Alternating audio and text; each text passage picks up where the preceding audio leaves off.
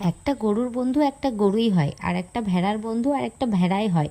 তো গরু আর ভেড়া যে বন্ধু হতে পারে সেটা কি তোমরা কখনো শুনেছো? চলো তোমাদেরকে একটা গল্প বলি। ঋষি এই গরুর আর ভেড়ার নাম রেখেছে একজন মহাদেব, একজন মহারাজ।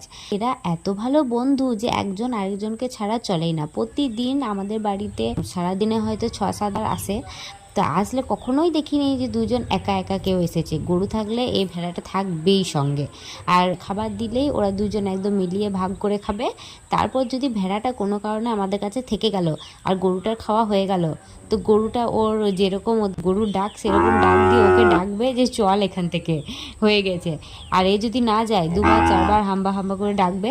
আর যদি না যায় তাহলে ও চলে যাবে, ওর পেছন পেছনে এও চলে চললো তো যাবে, কিন্তু একসাথেই চললো। একজন আরেকজনকে ও ছাড়া খাওয়া বন্ধ করে কখনোই দিল, ও থাকবে বন্ধ না। করে ঋষি দিল। একবার ভেড়াটাকে আটকে ধরেছিল। তো গরুটা রাগ করে একদম হাম্বা করে চিৎকার করে দৌড়ে চলে গেল, রেগে মুখ ঘুরিয়ে।